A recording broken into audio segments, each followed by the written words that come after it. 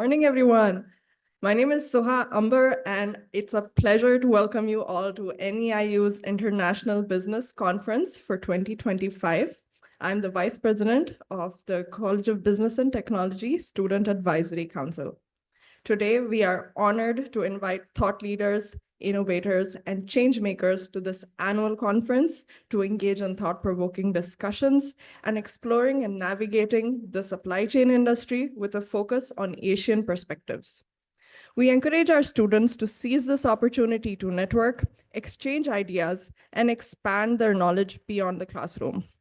I would like to take a moment to thank our speakers, particularly our keynote speaker for today, Ms. Rosemary Coates, for graciously accepting our invitation to present today at IBC 2025. Some thanks are in order. I want to appreciate and acknowledge the people who have made today successful, who have made today happen. Starting off with our dean, who's not here today, Dr. Michael Bedell, and our faculty advisor, Dr. Tang Ku, Vladimir Fernandez, our staff advisor, the staff at the CBT Dean's Office, Jocelyn Rubeck. Can you please give a round of applause for her? President of the CBT Student Advisory Council, my team members, Jose Colon and Suzanne Polikoski in the CBT Student Advisory Council, and obviously all of our student leaders and volunteers today, in particular, Shalom, Rakesh, Siddhi, Venika, Khushi, Lafe, Mayur, Prajwal, Mary Cruz, and Divi.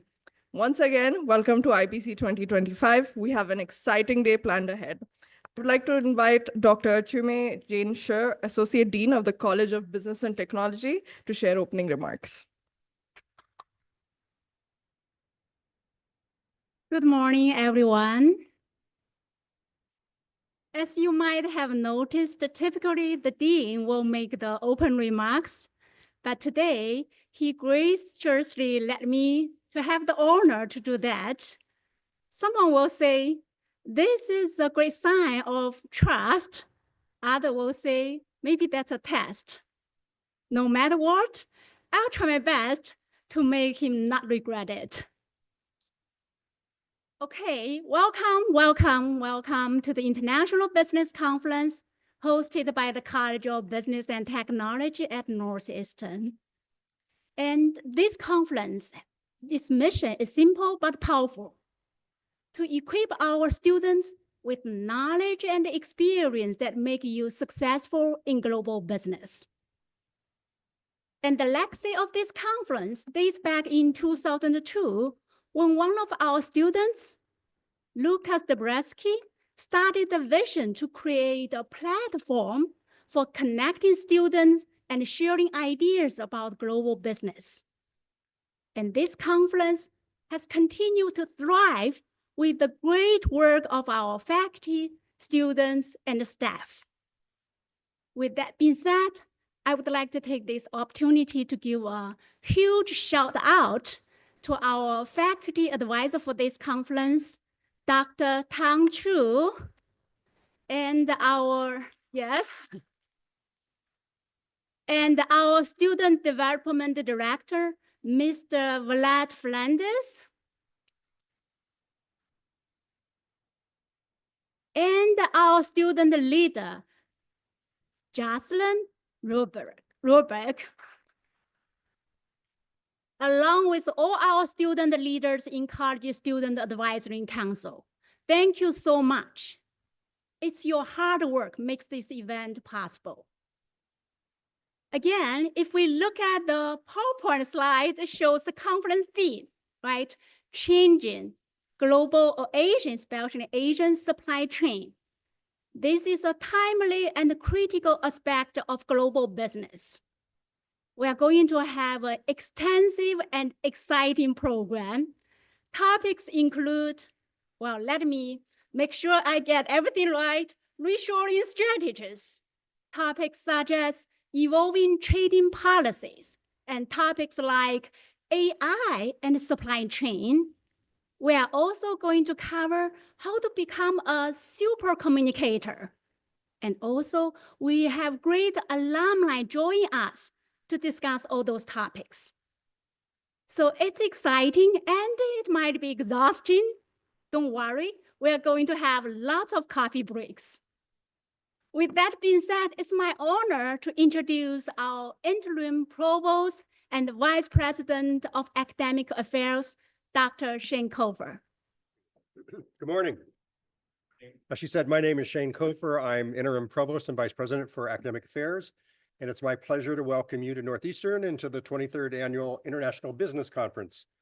So I too would like to take a moment to thank and recognize our College of Business and Technology for hosting this event, as well as the planning committee, including students and faculty, for organizing this great conference. Let's give them a hand. Also, I'd like to thank in advance the industry leaders and guest speakers who are here to share their expertise with us today. Let's give them a hand. So, as you know, the theme of the conference is navigating the Asian supply chain, opportunities and challenges. This is such an important and timely topic as we work to understand global business, particularly the role of Asian markets in today's economy. This topic also aligns nicely with the NEIU's commitment to fostering global perspectives in business education. So today I'd like to encourage all of our students to take full advantage of the networking opportunities that you have at this conference. There are many professional and industry leaders here among us, so don't be shy. The value of learning from experts who bring real-world experience cannot be underestimated. The insights shared today will help students and faculty better understand international business dynamics in a shifting environment. So we have an exciting agenda for you today, so please actively participate, ask many questions, and make the most of the opportunities that the conference provides. I hope you enjoy your day and welcome to Northeastern Illinois University. Thank you. Good afternoon. My name is Suzanne Polakowski. I'm the treasurer of SAC, the Student Advisory Council, and I'm also in the committee meeting or the committee planning for IBC as well. Obviously, for the business of NEIU's Business and Technology Department, college. So thank you for being here. It is my pleasure to introduce to you our next speaker, which is Rich Gendon. He's the managing director of the Center of Professional Management. He has 40 years of consulting experience, and he has helped organizations develop strategies to improve operations across various industries. He also serves on multiple boards, including ACSM-Chicagoland Board of Directors. Today, he'll share some insights on AI, the impact on supply chains and beyond. And you'll see what the beyond is. I got a little peek of it yesterday. It was really good. So please help me to welcome Rich Gendon. Susan, thank you for that nice introduction. And welcome, everyone. Thank you for being here today. So I always love when the speaker tells you what they're going to tell you. You're sitting here, you're going to see what this is all about in just a second. So there's no sense to spend time going through the outline, right? You know, that just gives you an idea when it's going to be done. So, yeah, so you'll want to pay attention to the last two bullet points so you know when the finish is coming up, right? So, some of the things I'm going to say you've heard before and are going to be obvious to you. Just like this sign. And so that's okay, because I don't know what everyone's seen or heard before. So I have to go over some information so we're all on the same page. Fair enough? All right. And one other thing, today's presentation isn't going to be linear. I'm going to skip around a little bit, and there are going to be gaps that I'm going to try to fill in. And as I fill those in, I expect a pattern will emerge. At least I intend to have one emerge. So hang on, be patient. And one last caveat, in keeping with the topic, I thought I'd use ChatGPT for research. And so anything that's wrong is an error by ChatGPT. Blame that guy. I'm without blame, okay? So I'm going to start talking today about economics. And I think the reason for that will become clear as I get into this. And to do that, I want to talk about the common understanding of economics that's been skewed by this drawing that you've all seen before in your textbooks. This is wrong. What part of economics happens outside of society? I mean, this makes it look like most of economics is being driven by economics. Economics is being driven by the society we live in, right? The drawing should look like this. I mean, politics and economics don't happen outside of society. They're about, economics is about people. It's really, if you think about it, it's really a social science. It's not finance. You think of it as finance because so many things are expressed in dollars. Well, they're expressed in dollars for the purpose of comparison. So we can compare labor to material, right? Apples to oranges. By putting everything in dollars, it gives us an across-the-board comparison. It's not because we're talking about finance. And there's this, I use a simple definition that economics, because it is about people, economics is about the allocation and distribution of resources. Well, who gets the allocation and the distribution, or where does the allocation and distribution come from? It's people, right? One of the things, when I gave this definition in January, there were a couple of people here today that were at a January presentation where I talked about economic. I didn't give this presentation, but I did talk about economics. I gave this definition. And someone sitting close to the podium said, hey, let's see what the AI has to say about this. Well, I thought I'd spare you. You don't have to pull your phones out to look to see how my definition compares to AI. That's what AI said. And you'll see that it's really saying the same thing, more or less, but AI uses a lot more words. And some of the words it uses, it talks about scarcity. Well, scarcity, recognized in economics, scarcity, everything is scarce. Scarcity is a continuum. There are things that are not very scarce and things that are extremely scarce. But we're talking about everything being scarce. It's not like 1930s economics where we had scarcity and abundance, okay?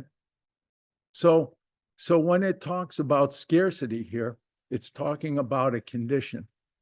There's one thing that I'm going to correct that AI's making a claim on, and that's that supply and demand sets price in economics.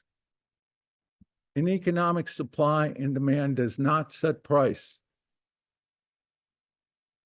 Now, today we're going to talk about economics. We're going to talk about the supply chain. We're going to talk about AI. So why economics and the supply chain we'll get to in a minute, but they're very similar in this respect, that they both deal with supply and demand, which we'll talk about.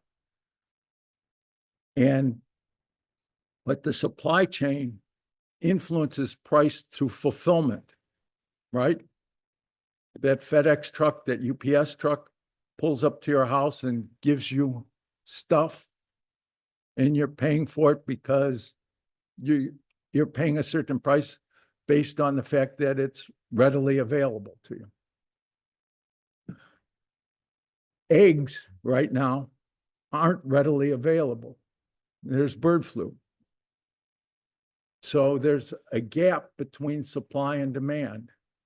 The economy then steps in because the supply chain can't grow chickens.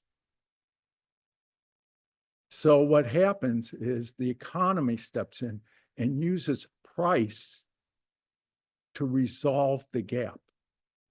Price is a mechanism in the economy. It's not a result.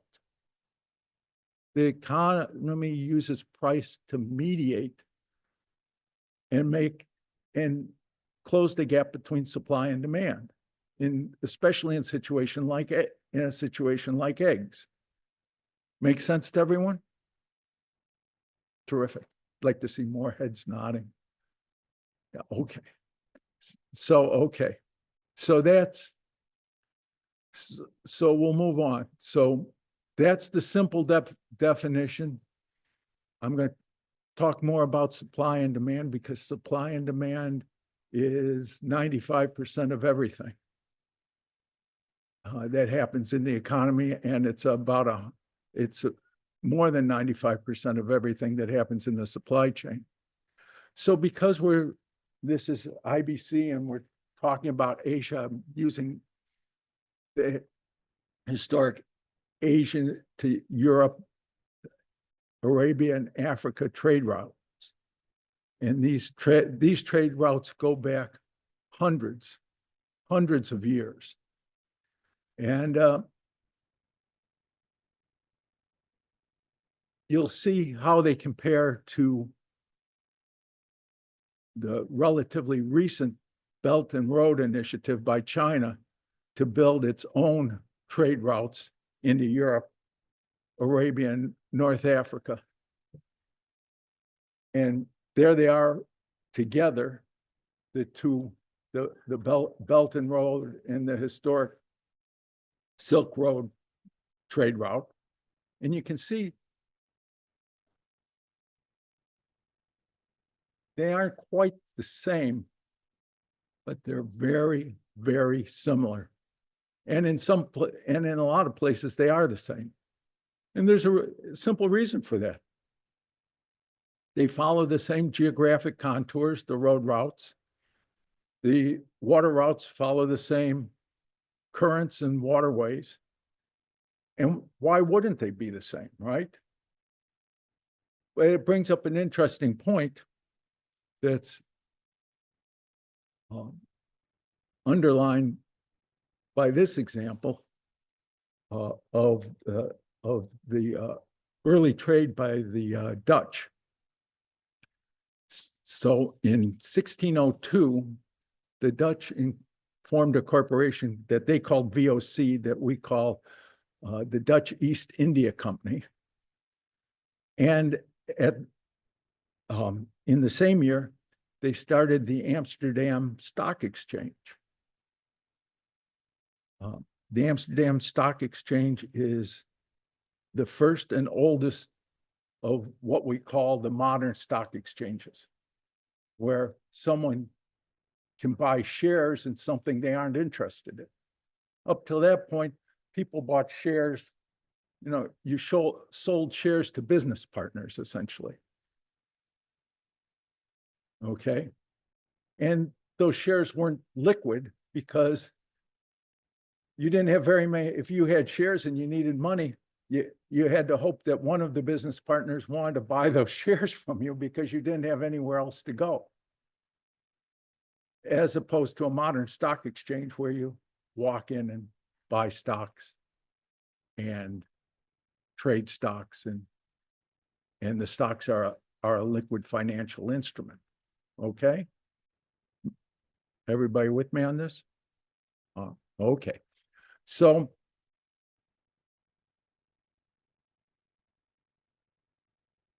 the VOC essentially is using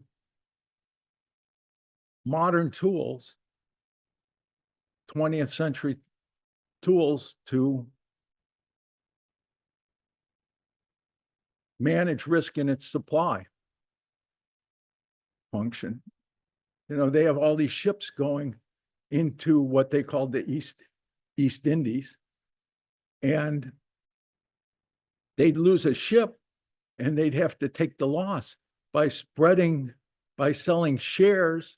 They're spreading that risk out, just like we do today, just like every risk manager in every supply chain company does today, where it's essentially they use financial instruments to carry some of the risk burden, right?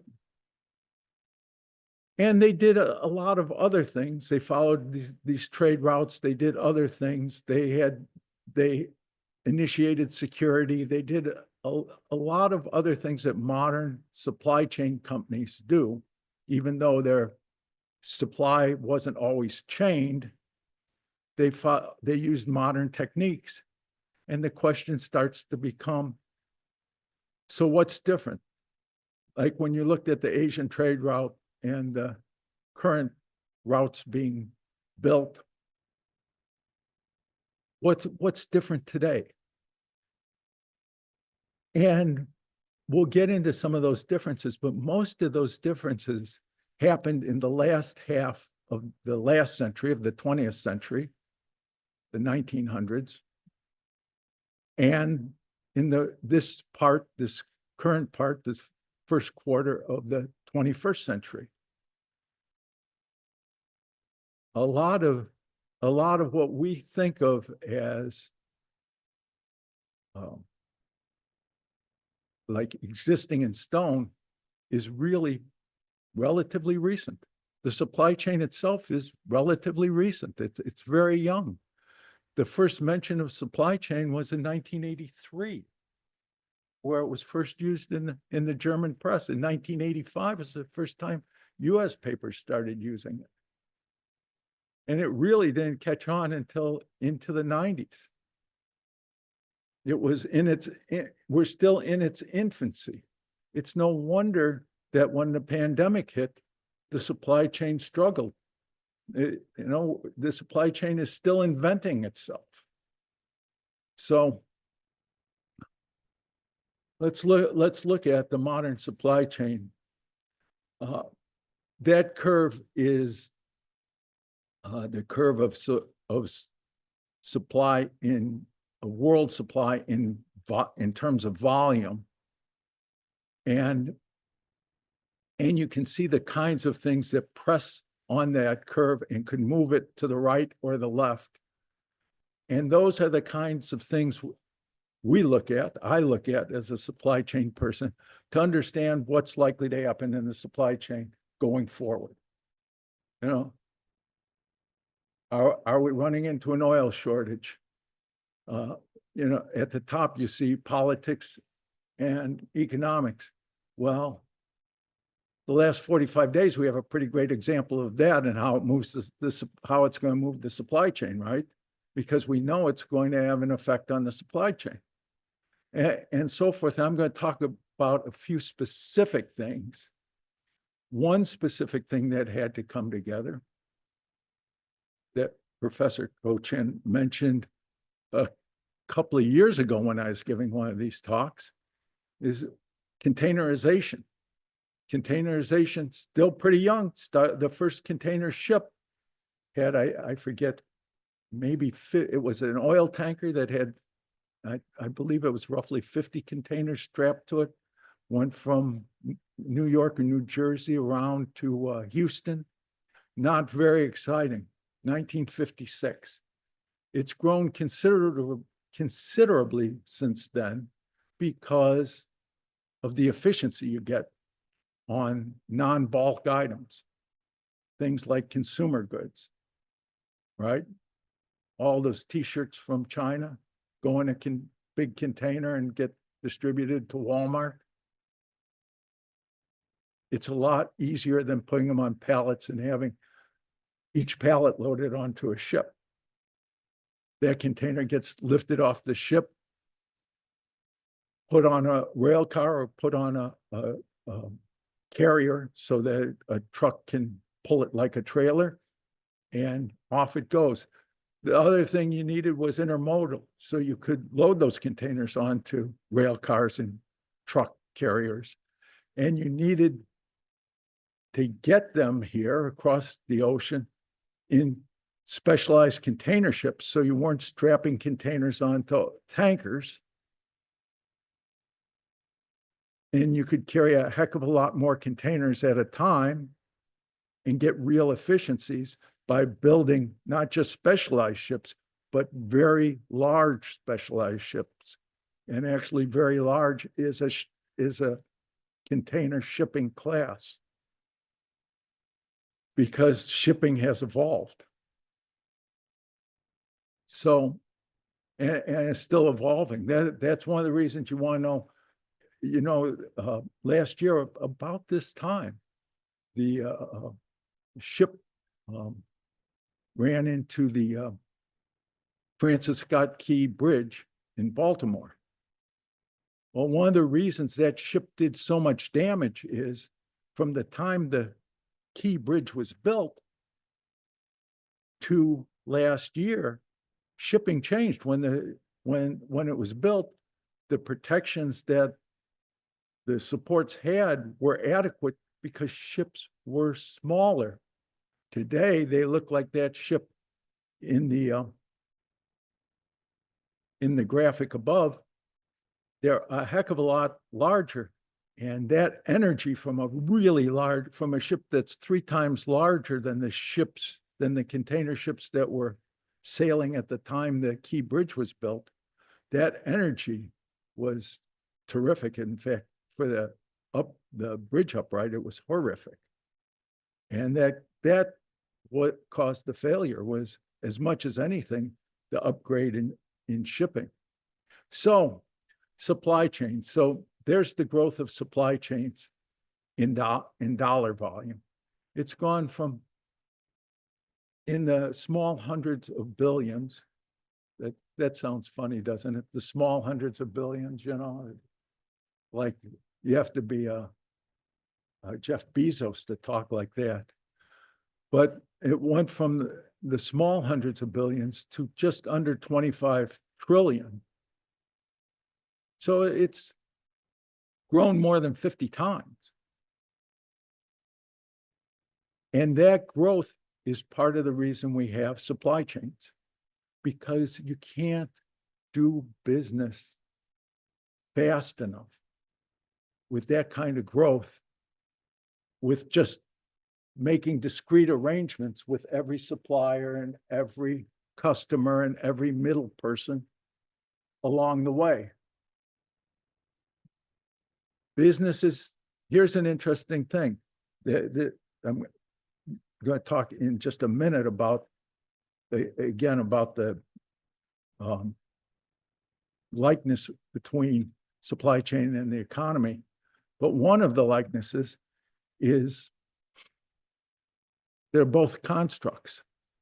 The supply chain, when you talk about the supply chain or the economy, they don't really exist, right?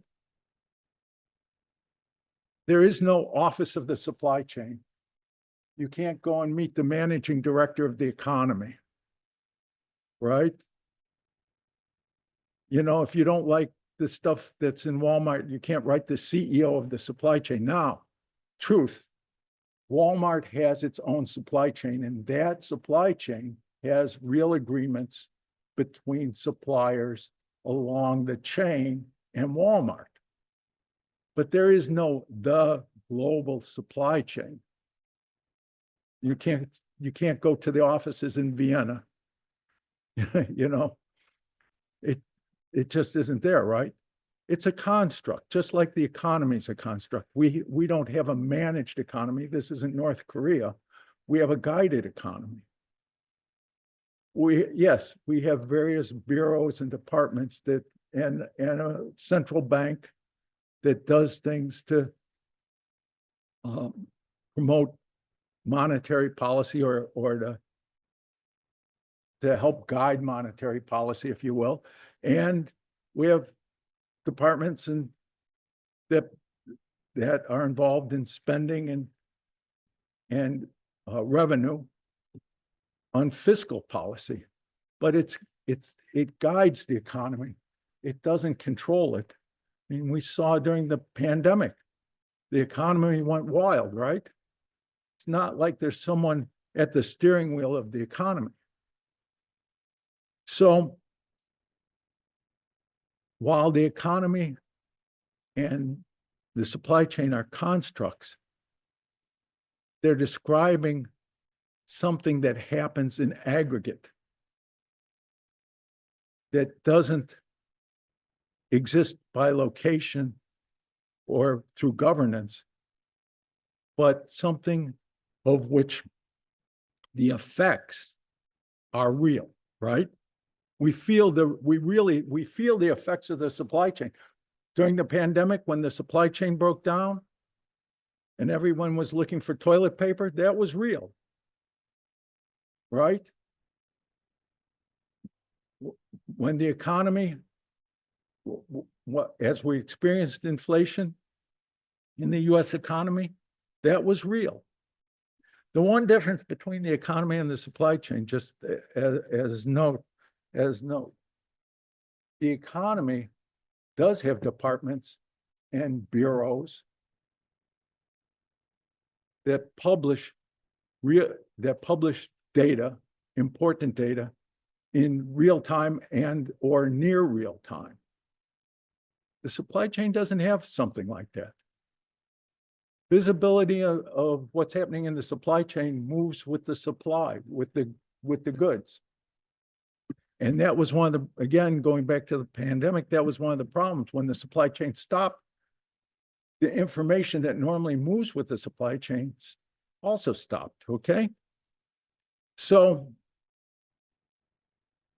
in order to handle this, that big increase in volume, imagine you're at work and someone comes to you, I need you to do your work 3, 4, 5 times as fast as you're doing it. Oh, and by the way, I need you to process 50 times more stuff. Well, it's like, wow, right? Or as we say at my office, that's a typical day. But in the supply chain, the ability to do that didn't exist until, and this is one of the reasons that the supply chain happened to come to life in the middle 80s, because in the middle 80s, we started to have desktop computing and desktop computer networks throughout the business, right? So that people could process orders in a timely fashion, and they could handle more volume, and they could make the supply chain run.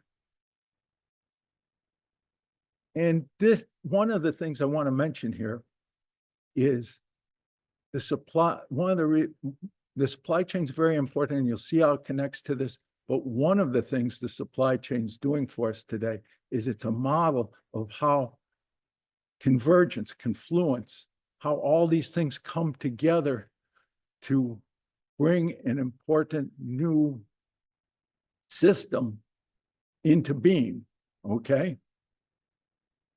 The same way as what you're going to see is happening with AI.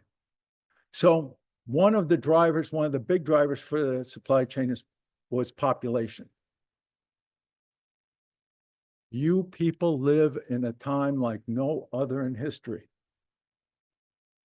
You're living at a time that will not be replicated.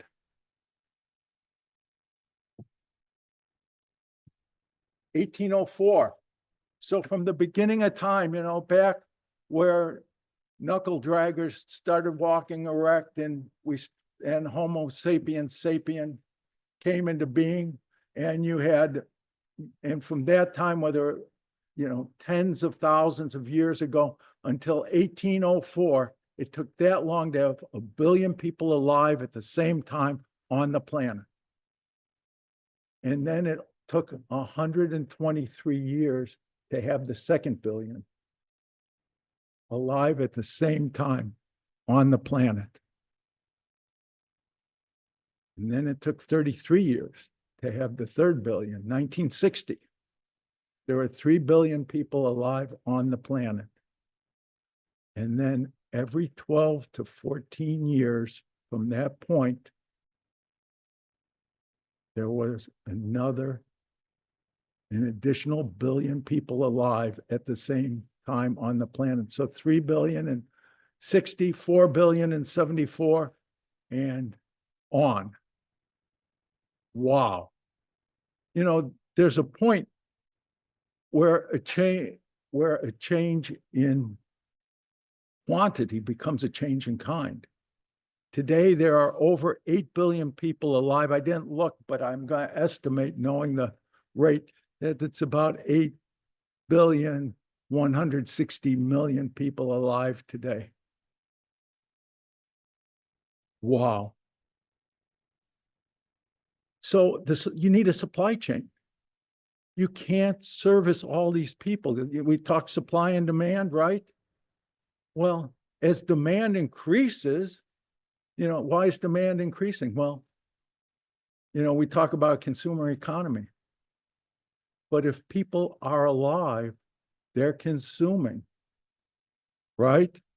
I mean, we're all consumers by the fact that we're breathing and eating, and we need shelter and clothing, and Americans need a lot more than other people, apparently, because we have a bigger consumer economy, but everyone consumes, no matter how much or how little. So when you have 8 times as many people alive at the same time, or 4 times as many people, depending where we want to start multiplying from, you have to have a system to move the goods to those people. So that's part of the supply chain. So you're going to ask questions like, I know that the birth rate has gone down. Well, good for you. And you're right in terms of OECD countries. The birth rate has come down. But outside of OECD, not so much. You look at India, you look at Africa. Africa will have the largest cities in the world sometime in the next 20 or 30 years.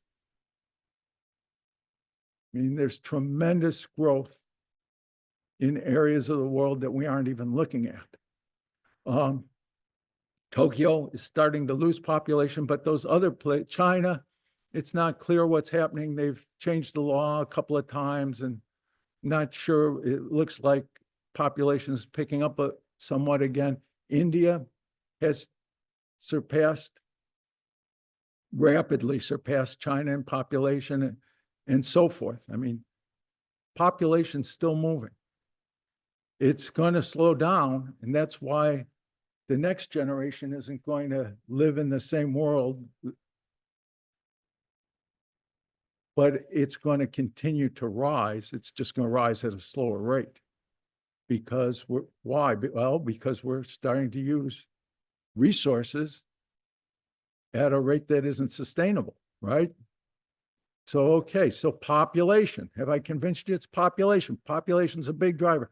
I know I haven't convinced you, because think about this. So the goldfish is in its fishbowl, right?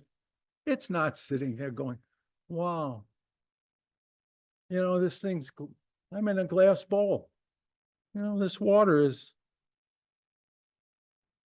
really nice. There's another fish here, and if you add another fish or another fish, the goldfish isn't too disturbed, but there is a point where a change in quantity becomes a change in kind, right? And in this respect, we're all goldfish. We're stuck in traffic. We aren't going, wow, population is such a big problem. We're going, I don't know why everybody's on the road today, right? You look out at buildings being built. I wonder where, you aren't saying they're going, wow, there's been a real population boom. You're saying they're going, I wonder who all these people that have this money for these new apartments, right? Where did they come from? I mean, it's all these things that are signs of population that we don't even think about. And to that extent, we're all goldfish. And that's why when I say this, people are going, huh, I'm gonna have to check Google when I get home. Well, check Google, or you can ask Chat GPT. So so you're getting a sense for why we discuss supply chain and economics together, because they're both in the supply and demand business. We talked about supply and demand and how price isn't the price isn't being driven by supply and demand. It's the economy uses price. It's not an outcome. 95% of all these things in the economy, in economics, are either directly about supply and demand, or they're connected to supply and demand. And like 99.5% of everything we do in the supply chain is supply and demand. And so that's how we're connected. So economic shifts are an interesting part. And I'm not going to talk about every one of them and all the pieces. We aren't going to go into Industrial Revolution 1, 2, 3, and 4. We're just going to say Industrial Revolution, okay? And we aren't going to go into the various facets of the agricultural revolution. But so here we are. You have the agrarian revolution, the industrial revolution, the service age, and the digital revolution, or the digital age that we're in today, right? And it makes it seem just like this graphic, like one comes and supplants the one before it. Well, not so much, right? I mean, the agrarian revolution didn't go away. We're still eating food. You know, the industrial revolution didn't go away. We're still manufacturing goods, even though we import a lot of goods. We manufacture goods and we distribute goods. And the service revolution didn't go away. In fact, restaurants and hotels are struggling to get people to work there. So the point being that these various revolutions and ages build one on the other and on the others as they go. And that's an important point as we move forward. One thing I said I used Chat GPT for my research. So as part of that, I said I didn't want to make all those graphic slides you just saw, and I said to Chat GPT, so give me a graphic representation of the shifts in the US economy. I didn't say it, I typed it. And so this isn't because I mispronounced shifts, that it's misspelled here. Chat GPT, this is one of the things that AI is still struggling with accuracy.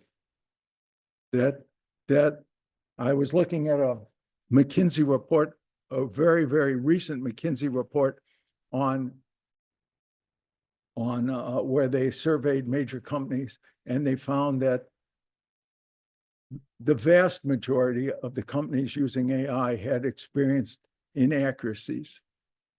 You know, well over 50%, I forget, 63, 72%, something like that.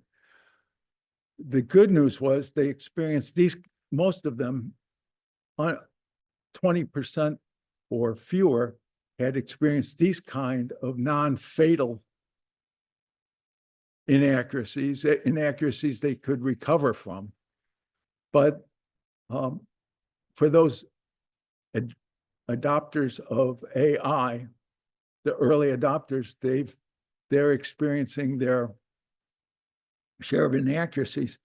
There's more good news to this, and that is that we'll get into it in just a minute or two as we look at how artificial intelligence works. So here's a brief history. I know it doesn't look that brief. We're really concerned with the top couple of items and the bottom 3 or 4 items. So those two mathematical systems are the underpinnings of AI. You want to know how AI makes decisions? Well, generally using some form of Boolean logic, okay? George Boole's published a book in 1847. That's why 1847. But a number of people have worked on Boolean algebra and made significant improvements and published their own books. I didn't list all of those people, but that work was ongoing with great regularity through like 1930, where the first commercial uses of Boolean algebra were put to work controlling electrical switching. But people still make contributions to Boolean algebra. And the same way with Bayesian analysis. Bayesian analysis, Thomas Bayes didn't publish in his lifetime. It was published by a friend of his, Richard Price, after his death. And the publication was picked up by a Frenchman by the name of Pierre-Simon Laplace. And Laplace had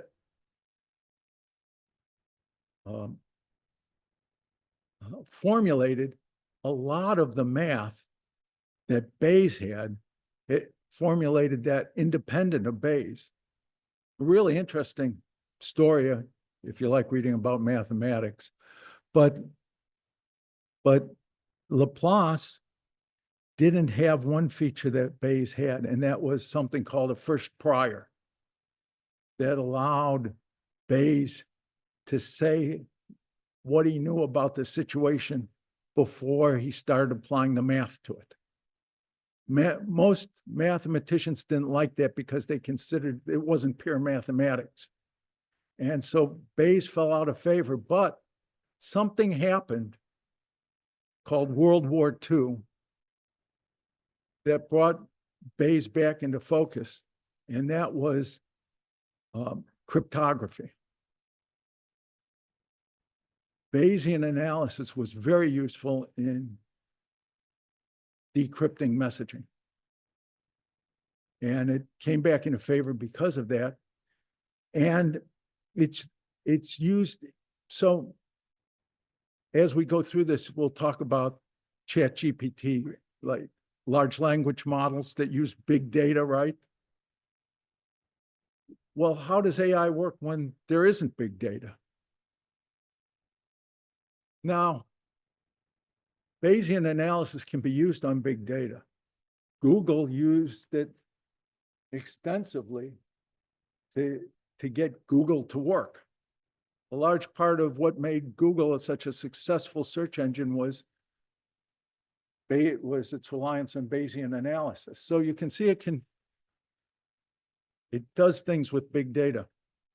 But because of this idea of a first prior, of an iterative approach where it can take something called a first prior and then keep building on experience and adding that experience into its data set and revising the analysis, that math allows AI to work with little or no data to start out with, okay?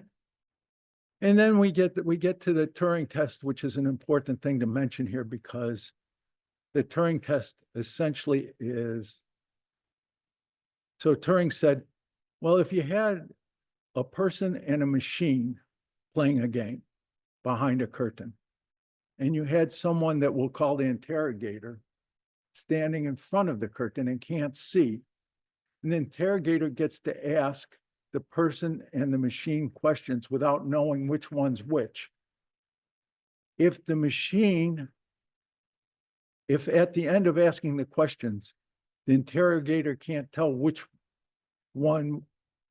answers belong to the machine and which answers belong to the person, that's showing that the machine has real intelligence. In other words, what we would call AI today. So the Turing test became the mark for for AI became the goal, okay? Making sense? All right.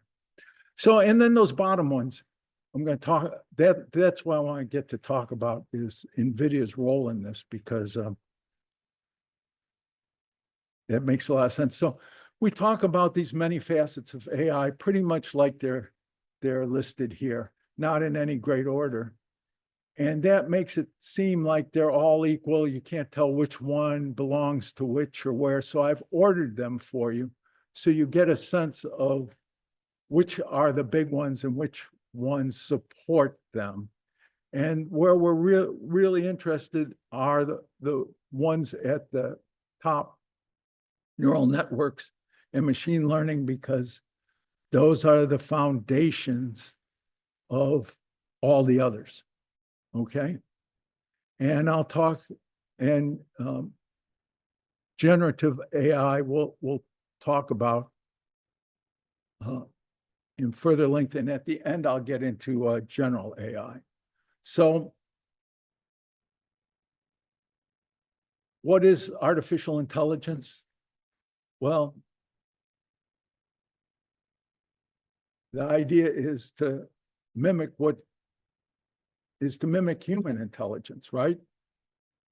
I mean, that's what we're trying to do with it's the Turing test stuff. And all these processes, if you were trying to mimic human intelligence, you'd want to teach the artificial intelligence the same things that humans need to be intelligent. So it's not surprising that these are the key processes that you have to build in to have a successful artificial intelligence system. And these are the key components. And so you need big data for a large language model. The word large is kind of a giveaway, right? And you have to be able to process that big data. You get the data has to be scrubbed, it has to be structured so that the large language model can use it. You can't just throw data at it and have it be fast and successful. And so after you've done that, you can data process. You have to get into machine learning and deep learning. You have to train the model, right? And so forth. I'll skip down to physical interface. You want to use the AI to power robots in your business, you know, like robotic welders and automated parts pickers and things like that. Well, that's a physical interface that does that. The autonomous car, physical interface. And that feedback loop, we talked about inaccuracies. Well, AI built into AI is a feedback loop so that the AI can look at its inaccuracies. I hope it saw what it did to my drawing in fixing the spelling. But it's supposed to do that and make its own improvements. So next time it calls it shifts. So just to see how this all works out, this is generative, an example. This example is using the pieces that make up generative AI.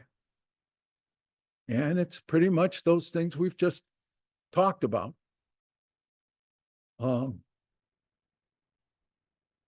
So questions, comments, criticisms, witty sayings? No, nothing. Okay.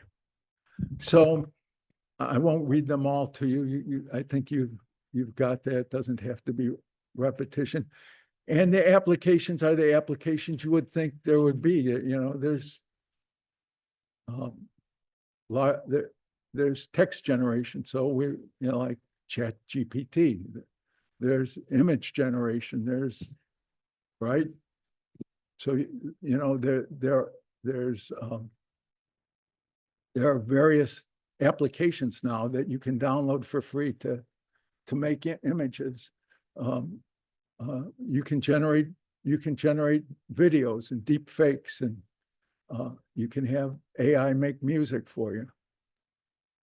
And most of those applications are downloadable. And one thing I'm going to say is I appreciate that no one except one person is using their phone right now. But I would suggest that if you want to use your phone and you haven't downloaded ChatGPT, do it now.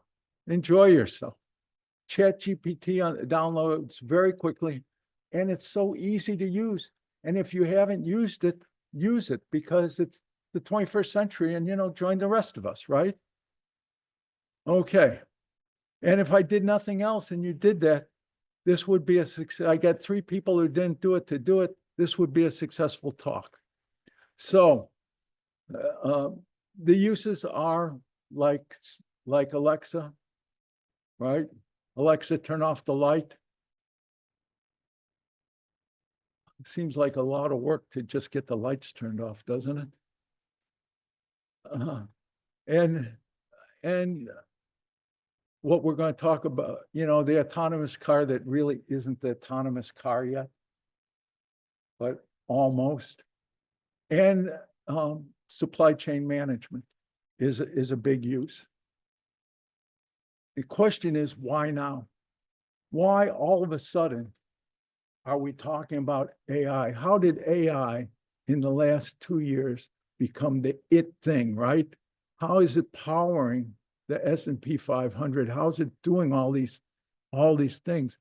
People are building large electricity generating plants because of AI, right? There are whole new server farms going up. This is huge. Well, it's because of that man in the middle, Jensen Huang. Jensen Huang did some smart things, and he did one very, very smart thing. So I don't know if any of you have ever put together your own PC. Raise your hand if you've done that. Okay, well, you probably bought an NVIDIA video board, right? GeForce something or other, one of the GeForce boards. I mean, those are great video boards. Jensen Huang, he was the technical genius behind that. And that was smart. I mean, that was smart. What was very smart is, so he had this idea, how are we going to get the video board to keep up with games so that it can make the animation work in real time, so you aren't sitting there with what we call latency, right? Where you're clicking the mouse and you think nothing's happening, but it's just spooling. So Jensen Huang developed the CUDA chip for gaming. And then he got a very, very smart idea and said, I'll bet that would work for AI. So when you hear them talking about GPUs, graphical processors for AI, you wonder, why do I need a graphical processor for the AI? Well, because they're using the NVIDIA chips to power the AI. Now, as you'll see in the timeline, in 2016, they built the first dedicated AI architecture chip. This is happening so fast. You think, it seems like this stuff's been around forever, like Christmas or something like a major holiday, like Abraham Lincoln's birthday or something that's been there forever, right? I mean, and you find out, I remember what I was doing when, in that year. This is really happening very fast, and there's a reason for that. And it's going to happen faster. But one of the things that has to happen here is we have to be able to make use of all this hardware power, and that's through apps. We need dedicated apps. And so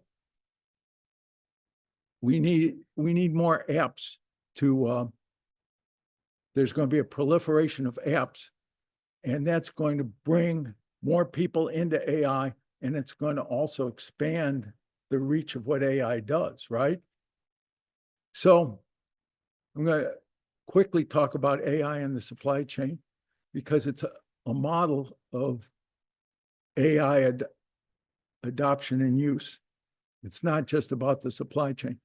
Here are the AI applications in the supply chain. All the applications you think there would be, you know, demand forecasting and running the warehouse and optimizing the logistics, right? I have port operations in black because the US is resisting that. A major contract was signed with the Longshoremen Union that's going to essentially delay automation. And that's going to happen while the rest of the world is automating all their ports. Makes it hard for us to keep up. So examples of AI app usage. It's everything you think. All the big companies are already using AI apps. If you have a small company and you aren't using an AI app and you're wondering why the big companies are eating your lunch, it's not just because they're big. Because you have a chance here at ground level, at the ground floor where it's equal for everyone, to put yourself on the same footing as a big company.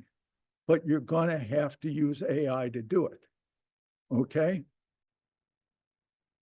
So for all you people, entrepreneurs, and NEIU has probably more entrepreneurs per square foot than any other university.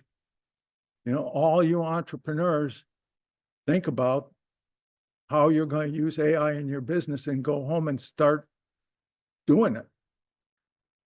And it's not just about answering your phone, right?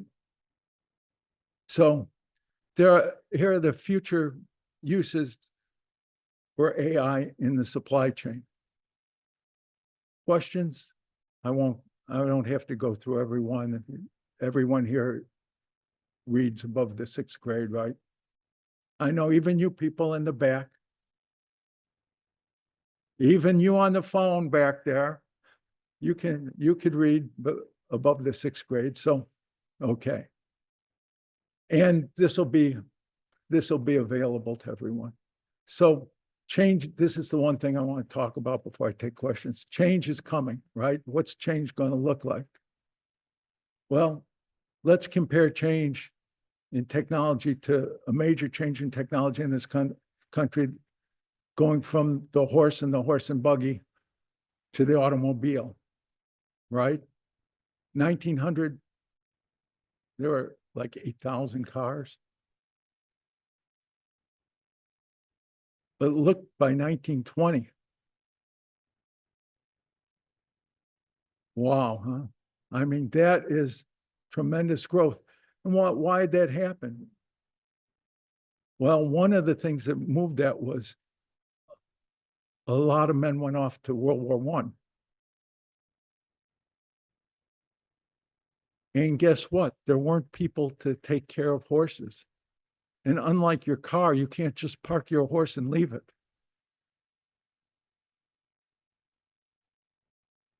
And so there was a real impetus to move into cars. And also, people found they could enjoy leaving the windows open when the car was sitting there, not running, unlike when the horse was around. It wasn't as pleasant as it became after the cars. All those 8 million cars weren't running at once, but all those horses were still running. you know. So you had a fairly rapid adoption. That won't be anything like AI. You think 1,000 times, wow. So I talked about generative AI, general AI, all those things that general AI does. Generative AI can code. You can start to build AI and more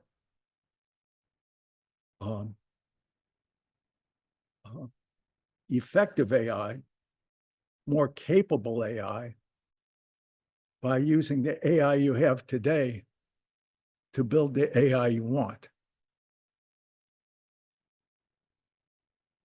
The change that AI will bring about will be faster than anything anyone's ever seen because of this, because you aren't waiting for people to do this. The machine's going to do it whether we like it or not. I mean, people are going to unleash their machines and have this happen, right? So this is why we talked about economics and economic shifts and all of that up front in populations and what this means. You're going to have there's going to be an AI age. See the difference between AI and the automobile. The automobile had a large effect on society, a widespread large effect. Nothing like AI, because AI can get into everything. AI can do everything. AI can touch everything. You know, it's the everything everywhere all at once. It'll have its own Academy Award, right?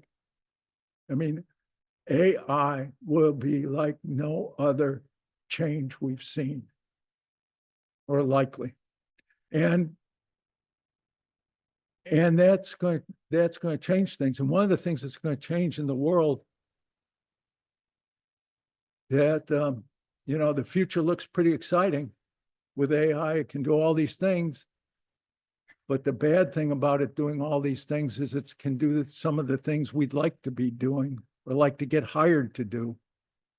You know, you may, if you're trying to get an internship or trying to get an entry-level position, you may already be running into difficulties, right? Right? It's not going to get better. That's the bad news.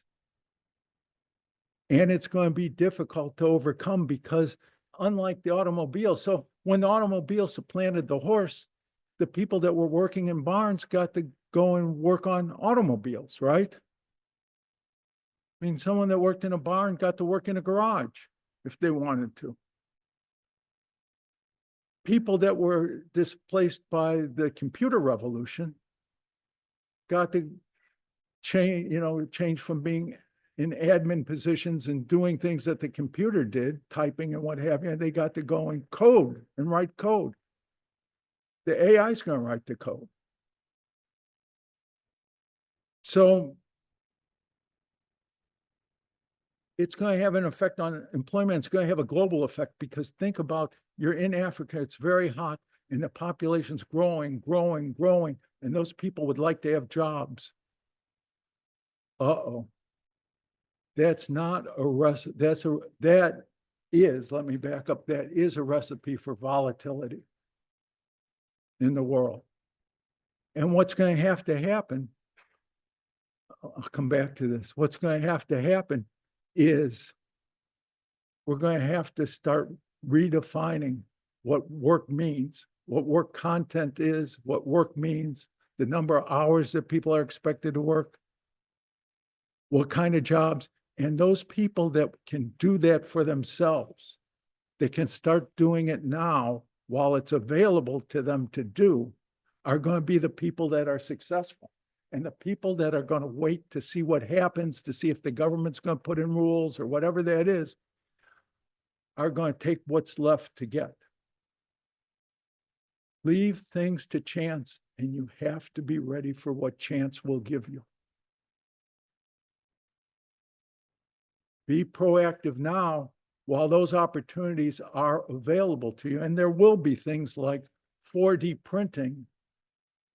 And I won't go into what all 4D does because you have Google and ChatGPT now, right? But that's it. So thank you so very much. And I'll take questions.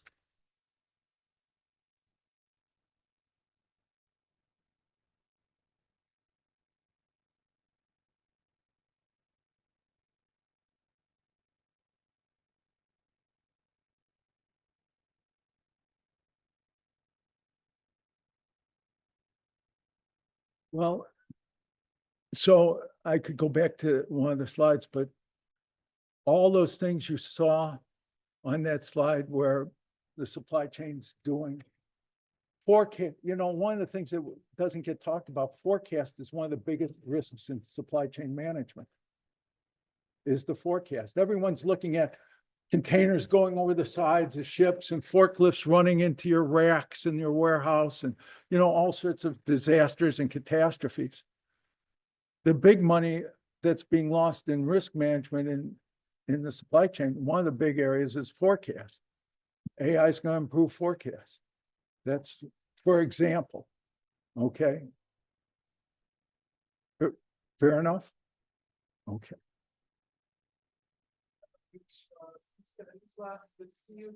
Hey, Luis.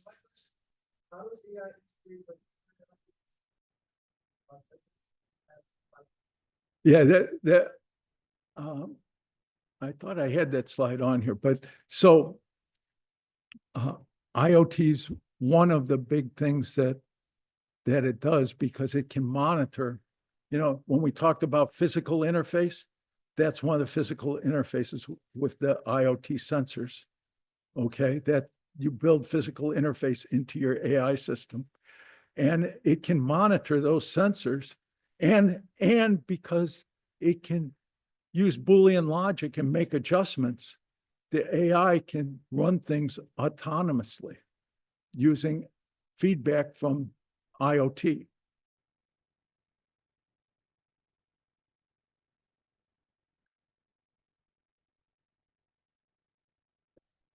So good questions. You get 2 questions. Sure. Susan.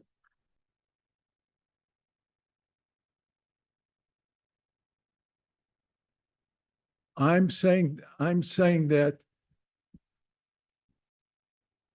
this is the bad news. In the supply chain, we used to say 50% of what you're learning today for supply chain won't be relevant in 10 years because the supply chain's moving that fast. I'm hoping that 50% of what you learn is going to be relevant next year, given how fast AI is moving. I mean, seriously, there are a lot of things that are going to change very, very rapidly.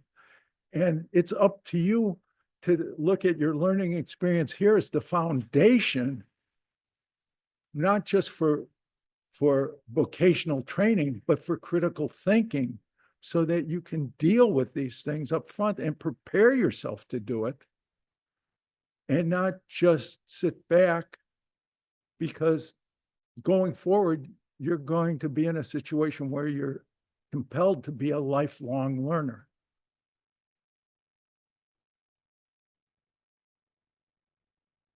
So what job should we look for instead of just an analyst?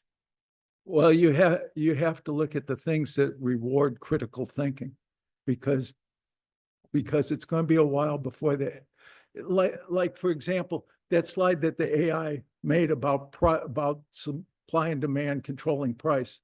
Well, the AI is looking at large data, and it says that so many times and so often in large data that it includes that. But because we're critical thinkers, we don't have to just accept it. Right? And because we wouldn't use that then to run our business, we would use other things in our business to control price. All right. So again, another question. So I went to PAC Expo with Suzanne, and I went to every booth as much as I could, try to do all of them, but it's a lot. It's a lot. But what I did notice is there's not a lot of internships. There's not a lot of jobs in supply management. I mean, yeah, right? Supply chain management. And I just wanted to ask, like, what do you recommend doing? I mean, my LinkedIn, I have like 1,200 people. I network here in the university. What do you recommend for people in that major? That's a huge challenge because AI is going to replace all those entry-level jobs, and it's already stopped internships, as you're finding out. The best thing you can do, whether you're in supply chain or whatever, is align yourself with the top association or associations in your field and go to their meetings and meet professionals. People give jobs. People help people they know, and people give jobs to people they like. Now, that doesn't mean you go to you show up in May and say, hey, I'm graduating in the middle of the month. Do you have a job? That's like, whoa, wait a second. Yeah, that's rude. Don't, go sit down somewhere. You have to develop relationships. The time to go to meetings was, yeah, 6 months ago. So you want to start going to meetings this month if you can, right? In whatever association. If you're in supply chain, it's in the ACSM-Chicagoland meetings, because those meetings, when people get to know you and people get to like you, they may not have a job that they have, but if they know of a job or they know of someone that might have a job, they help you, they make introductions for you. And that's how networking works. That's not neural networking. That's the old-fashioned networking. But that's how it works. And that's what I recommend. And that, this is what I'm talking about. You can't sit still. Because if you're waiting for the old-fashioned way to get a job and you're going to send out emails and you're going to watch the job boards, you're going to get left out. I mean, you're going to be left to chance. And as I said, then you have to take whatever chance gives you. You have to be proactive here, because the world's changing under your feet.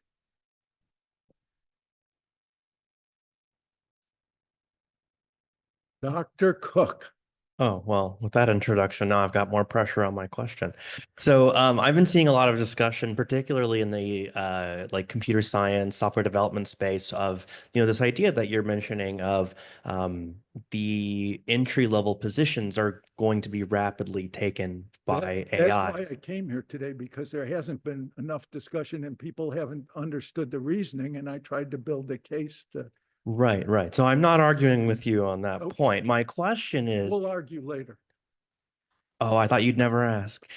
So what are companies going to do when they say, okay, well, AI can handle the basic stuff, so we need senior developers to manage the AI, but then if you no longer have introductory roles, what happens when your senior developers retire? Eventually, you're going to need, that talent development cycle where the beginner guy is going to become advanced. And this is what I'm talking about. So if you're Coca-Cola or General Motors, you're faced with that right now. But if you're a small entrepreneurial company, you're faced with it too. And if you don't define what work means for you, redefine what work's going to mean for you, you're going to have Coca-Cola taking everybody from you, because there aren't going to be, all the good people are going to go to the large companies that do redefine work and work content and how to do it.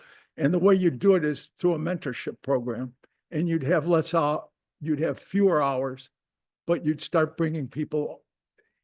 There'd be an onboarding process, if you will. So there are ways to do it, but you have to people have to stop and redefine what this means so they can start these programs and not count on internship, to your point.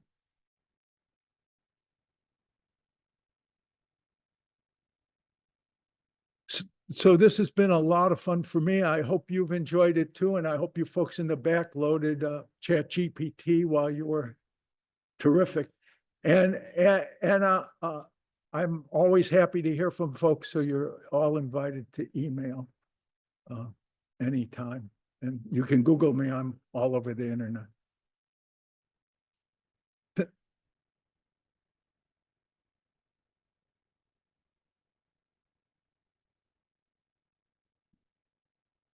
Yeah, yeah. So mark 10 on everything. Yeah, and thank you so much for coming and for sitting through this. I know when, it was a long way to get to a point, but it's an important point and people haven't been talking about it. I want to make sure that I made the case correctly. So thank you so much.